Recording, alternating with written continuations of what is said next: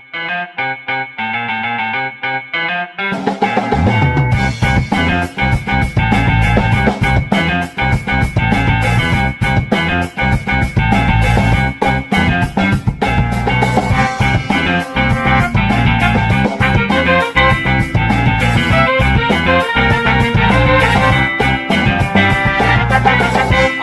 ngomongin birokrasi ala-lan. Halo kawan LAN, kembali lagi di obrolan omongin birokrasi ala-lan. Bersama saya, Sheila Hanif, yang akan menemani kawan LAN untuk ngobrol seru nih seputar birokrasi. Hari ini saya senang sekali bersama Niken bisa menemani kawan LAN di obrolan edisi kali ini karena temanya menarik ya Mbak Niken ya. Kawan LAN tentunya tidak asing lagi dengan istilah Bangkom atau pengembangan kompetensi. Nah, hari ini kita akan bincang-bincang seru nih tentang seperti apa nih arah kebijakan pengembangan kompetensi ASN ini dan tentunya melihat perkembangan zaman juga ya Mbak Niken ya, dan seperti apa nanti LAN akan merespon berbagai isu atau tantangan Bangkom ke depan. Nah, Sheila, di sini kita sudah hadir bersama kita Deputi Bidang Kebijakan Pengembangan Kompetensi ASN, dan beliau ini juga sekaligus menjalankan peran baru sebagai PLT Kepala Lembaga Administrasi Negara, Bapak Dr. Muhammad Taufik Tia. Apa kabar Bapak? Baik, alhamdulillah. Selamat pagi. Selalu fresh ya, selalu ya. Selamat pagi. Saya senang sekali kami berdua bisa hadir di sini. Gimana Pak untuk aktivitas baru sebagai PLT, ada yang berbeda nggak Pak ini Pak dibanding? Ya sama aja, sama-sama capek. Tambah sibuk ya Pak ya. Tambah sibuk ya. Oke, langsung aja nih kita Mbak Niken ya. Mungkin sebelum ke Bangkom nih ya Pak, saya mau tanya terkait GovTech nih Pak, Government Technology, yang sekarang ini kan pemerintah sedang menyusun struktur dan kebijakan GovTech ini. Nah, bagaimana nih LAN strateginya agar kebijakan Bangkom ini nanti selaras dengan GovTech ini? Ya, makasih Mbak Sheila. Jadi kita tahun 2023-2024 ini berupaya untuk mengakselerasi pengembangan kompetensi. Nah, ini ada ceritanya. Mengapa kita harus menempatkan pengembangan kompetensi sebagai hal yang sangat prioritas ya? Karena kita tahu bahwa setelah COVID dunia ini sangat cepat sekali perubahan ya. Jadi dengan teknologi, dengan digital lifestyle, digital transformation, tapi kita bicara tentang AI transformation. Dan ini akan menciptakan sebuah kebutuhan tadi adaptasi yang lebih cepat ya. Artinya semua organisasi saat ini memberikan perhatian bagaimana kemampuan learning tadi dari semua pegawainya ya, tidak hanya di pemerintah tapi di swasta. Nah, jadi tantangan terbesar sekarang adalah bagaimana kita bisa menjangkau seluruh ASN dengan cara yang paling efisien ya. Nah, solusinya tentunya adalah memacu pembelajaran berbasis digital.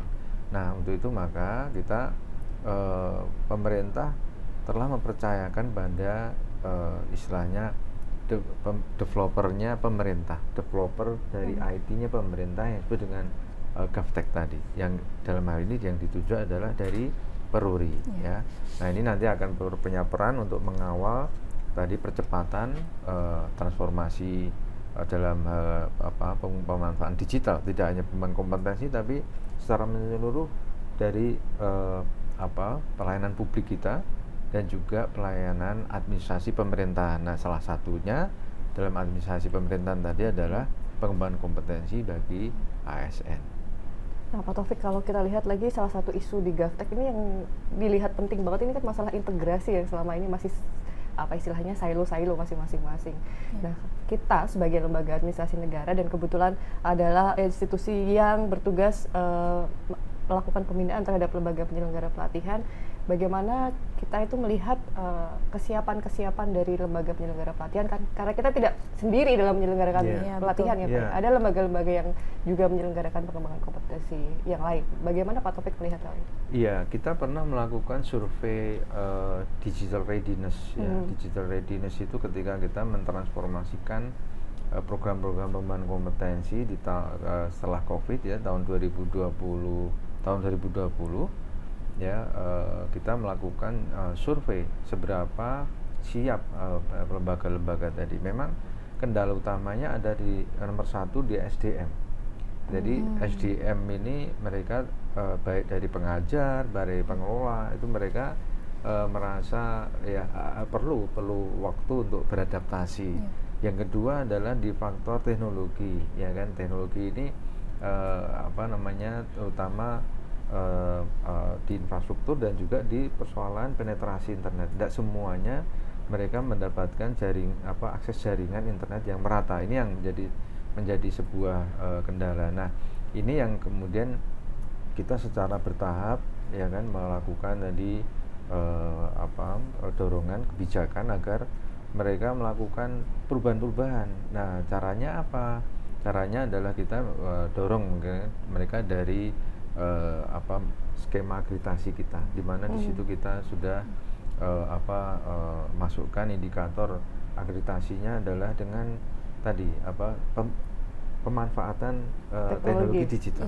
Dan ini sehingga memotivasi mereka untuk melakukan kemudian adaptasi dari secara cepat. Yang kedua adalah kita masukkan di dalam kurikulum hampir semuanya ya, dari ASN ini pelatihan kepemimpinan, pelatihan dasar, kemudian dari para pengajarnya sendiri, para widyaswaranya kita perkuat dengan kemampuan digital, literasi digital kita perkuat sehingga mereka sudah cepat melakukan adaptasi dari dalam pemanfaatan teknologi digital.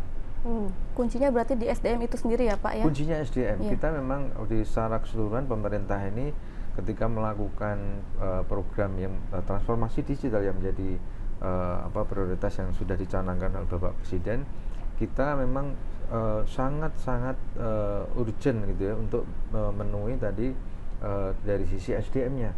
Ya, kita kurang lebih ada kebutuhan ada 9 juta kebutuhan untuk SDM digital, dan ini menjadi sebuah tantangan besar karena kemampuan kita di dalam pendidikan terutama untuk mensuplai tadi kebutuhan dari SDM digital tadi yang masih perlu banyak ditingkatkan.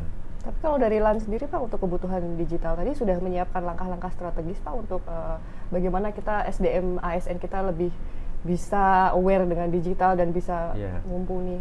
Ya, kita tadi itu yang kita lakukan tadi adalah kaitannya LAN dengan sebagai pembina di dalam pengembangan kompetensi. Tetapi kita juga untuk internal LAN-nya kita sudah melakukan banyak langkah-langkah untuk melakukan transformasi digital ya kan, terkait dengan pelayanan-pelayanan yang sifatnya eksternal maupun internal. Kita kemarin untuk SPBE indikatornya ini untuk LPNK adalah yang tertinggi kita. Ya, ini yang tertinggi karena kita melakukan tadi ya transformasi tadi. Tapi tidak hanya kemudian dari sisi layanan digital, SDM-nya juga ya. Ini kita siapkan melalui corporate university-nya lembaga administrasi negara. Kita lagi mempersiapkan tadi transformasi kemampuan dari para SDM untuk bisa menjadi SDM digital yang lebih adaptif. Nah, contohnya misalnya bagaimana kita semua unit sekarang harus punya kemampuan untuk menjadi content creator pegawainya. Mengapa? Karena sekarang kita mendeliver layanan-layanan kita baik kajian, inovasi, Bangkom, ini semua harus ada kemampuan kita memanfaatkan teknologi digital khususnya melalui media-media sosial yang ini sekarang masyarakat mengakses layanan-layanan banyak dari media sosial. Kalau berbicara tadi Pak Taufik menyinggung tentang adaptif ini Pak, mungkin saya mau loncat ke fungsi JF kita ya Pak, Widyaswara ini untuk tahun ini nih kita akan mengambil tema ya Pak, untuk Widyaswara berprestasi ini akan mengambil tema bagaimana menjadi WI yang adaptif. Nah ini menarik Pak, kira-kira seperti apa Pak gambarannya nanti WI yang adaptif itu seperti apa sih Pak?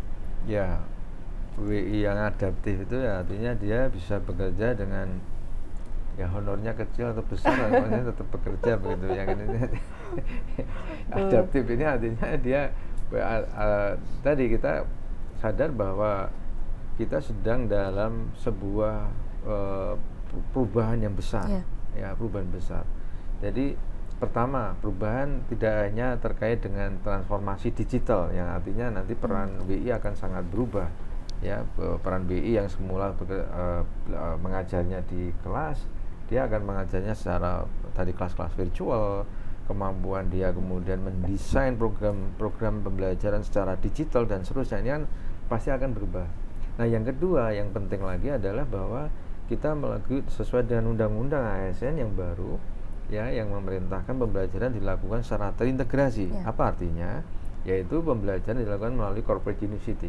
Nah, corporate university ini akan banyak heavy-nya belajarnya ada di tempat kerja. Nah, ini yang tentunya dia BI ini akan tidak hanya kemudian dia ahli ngajar di kelas, tapi juga mampu menjadi fasilitator belajar-belajar di tempat kerja. Nah, ini tentunya perubahan-perubahan yang akan menuntut para widyaswara untuk siap, ya, perannya, skillnya, mindsetnya, dan bagaimana di dalam program pembinaan profesi widyaswara harus berubah ke sana. Kalau tadi kita kan sudah banyak menggunakan teknologi ya Pak ya dalam proses pembelajaran untuk ASN, dan salah satu isu yang kita tangkap itu adalah ada kelemahan di dalam hal learning engagementnya, katanya nih jadi bahan pertimbangan gitu untuk sejauh mana sih kita bisa menciptakan learning engagement ketika kita merubah dari kelas klasikal kemudian dirubah ke dalam kelas digital yang mungkin karena nggak bisa langsung ketemu sama widyaswaranya nih Pak, jadi nggak ada kontaknya kurang secara emosional dan sebagainya, dan mungkin juga kompetensi dari widyaswara itu sendiri itu gimana Pak kita?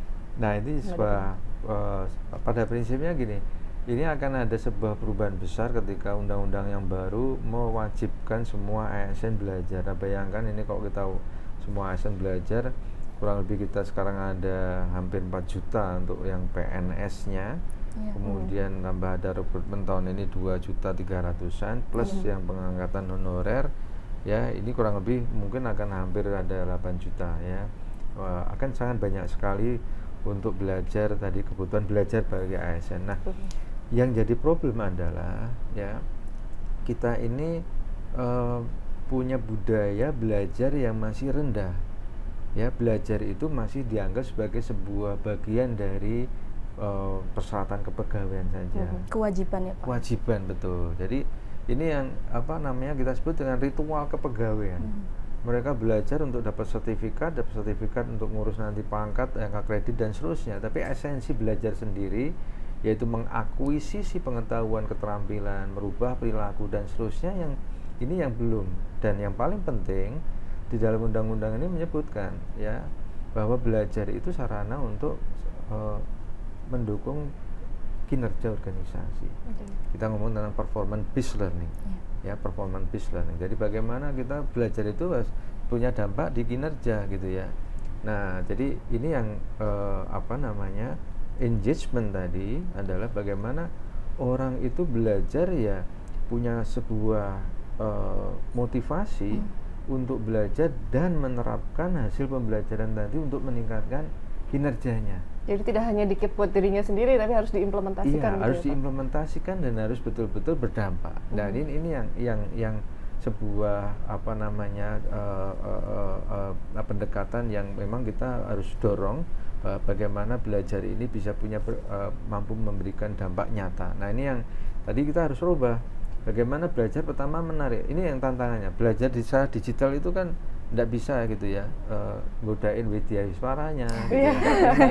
Kadang-kadang di off camera gitu. Iya, betul Pak. Ya mengorok aja di mungkin tadi kan dia ternyata ada 3 laptop lagi karena lagi lagi ngumpulin sertifikat itu kan ya. Jadi ini jadi tidak kena misi belajar itu sendiri. Nah, itu makanya ini sebuah tantangan. Learning engagement di pembelajaran digital adalah bagaimana melalui platform-platform digital orang tetap engage, tetap merasa termotivasi, menarik, menyelesaikan pembelajaran dengan semangat, dan yang paling penting adalah bagaimana dia termotivasi untuk menindaklanjuti, menerapkan apa hasil belajarnya.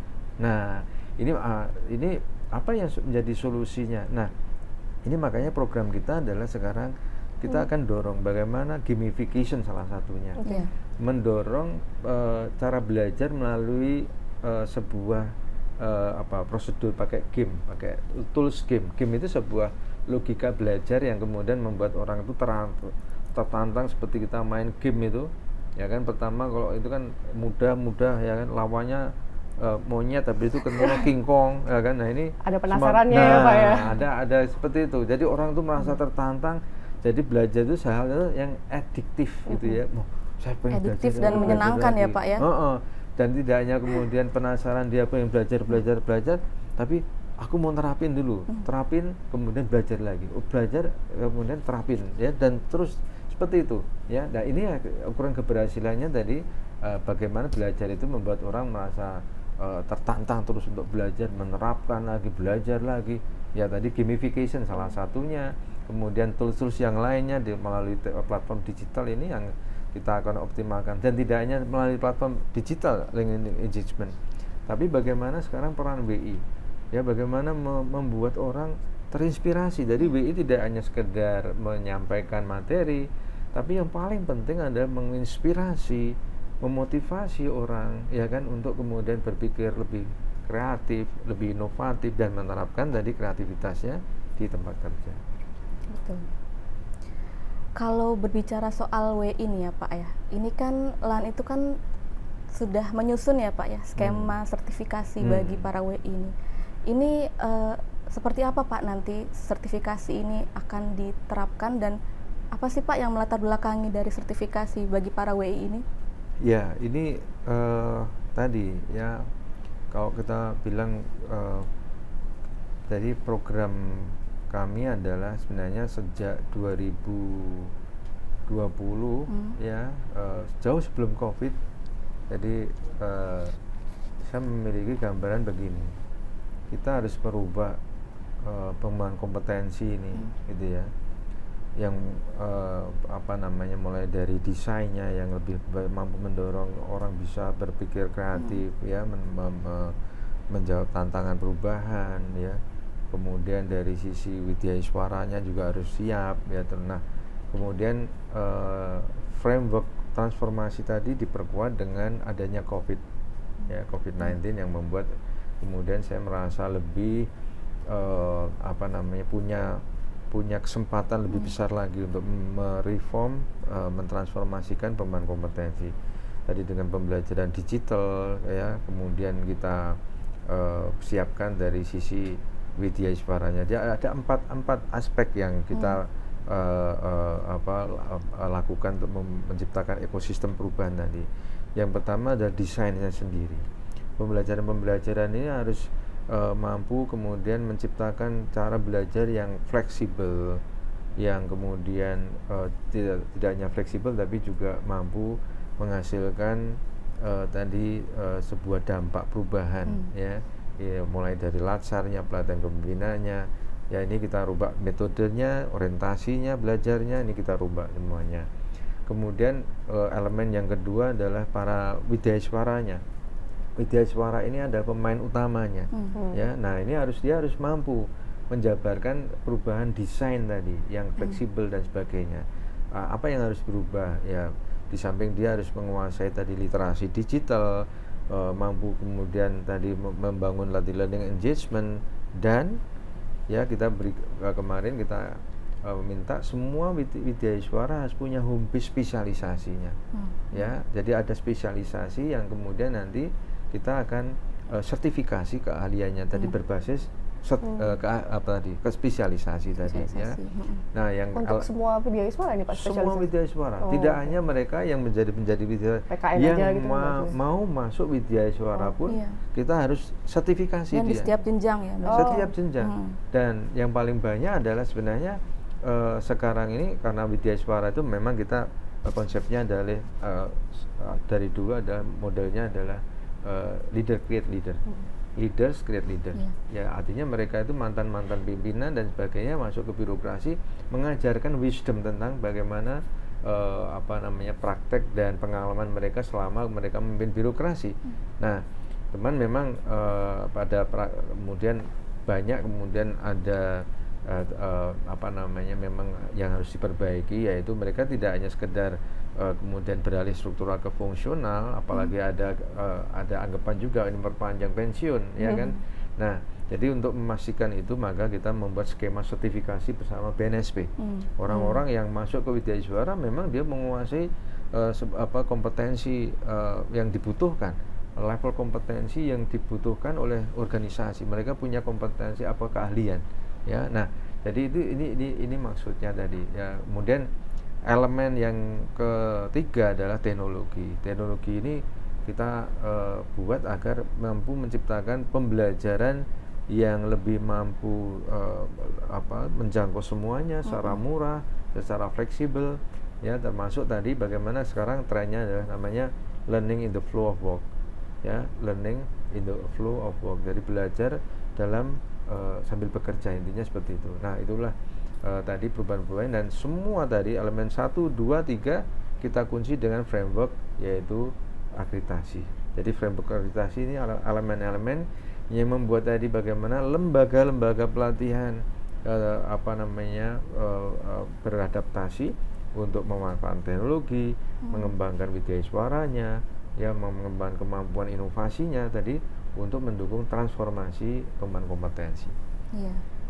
Kalau bicara soal Bangkom nih, sebetulnya kan yang terkait di situ tidak hanya WI ya Pak ya. Yeah. Ini kawanan pasti mungkin juga sudah tahu ya, kita punya JF bungsu ya Pak ya. Oh iya. Punya JF baru nih, ada analis Bangkom. Nah, Analis ini Bangkom. tahun lalu kan kita sudah melaksanakan uji kom pengangkatan JF analis Bangkom Pak sebanyak 5 kali di jalur Inpasing. Nah, kira-kira kedepannya seperti apa nih Pak? Model pembinaannya akankah seperti WI atau bagaimana? Ya, jadi tadi lahirnya analis pengembangan kompetensi ini lahir dari gagasan tadi, transformasi pengembangan kompetensi, bahwa belajar itu tidak hanya kita ngomong diklat atau training, tetapi bisa bentuknya macam-macam. Nah, jauh hari kita berpikir tentang dulu tahun 2016-an kita berpikir bagaimana kita menerapkan corporate university di lingkungan birokrasi.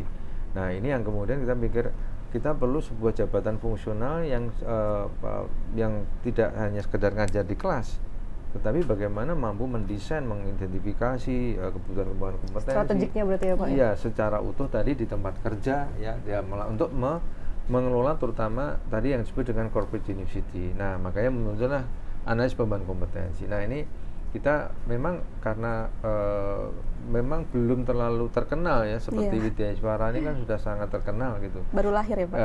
Baru lahir. Ya, jadi ini yang kemudian belum banyak, tetapi sekarang dengan kewajiban semua instansi harus mengembangkan atau menerapkan pembelajaran terintegrasi, sehingga jabatan fungsional pengembangan kompetensi ini sebuah keharusan, mereka harus punya itu, karena tugasnya ya dia akan mengidentifikasi apa sih organisasi butuh pengembangan kompetensi apa, ya.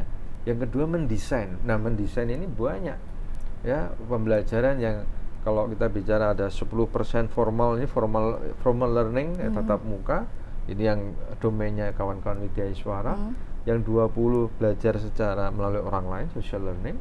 Kemudian ada 70% yang disebut experiential learning, belajar sambil bekerja. Yang 20-70 ini di tempat kerja yang perlu desain secara custom. Nah, inilah peran dari kawan-kawan analis Bangkom. Dan tidak hanya itu saja, analis Bangkom juga memastikan semua pembelajaran punya dampak nyata bagi organisasi, melakukan evaluasi terhadap dampaknya bagi organisasi. Jadi ini sebuah jabatan fungsional yang sangat penting. Sayangnya masih belum terlalu terkenal, gitu, betul, dan Pak. perlu promosi, ya. Sosialisasi Nanti Pak kita lagi promosiin ya. bareng-bareng Ya. ya. Ini Pak. Siapa yang masuk jabatan analis Bangkom naik umroh dulu. Nah, sayangnya kan gitu. Promo bonus. ya, Pak. Promo, ya. Ini Pak, kita melihat, saya ngintip-ngintip nih kemarin nih, di tahun 2023 ada satu pelatihan baru yang sedang kita garap, namanya Smart JF kalau saya nggak salah. Smart JF, Nah, ya. ini kayaknya sesuatu yang unik nih. Ini termasuk pelatihan teknis kah, pelatihan manajerial kah, Ini dikhususkan khusus untuk para JF atau seperti apa nantinya Pak ini?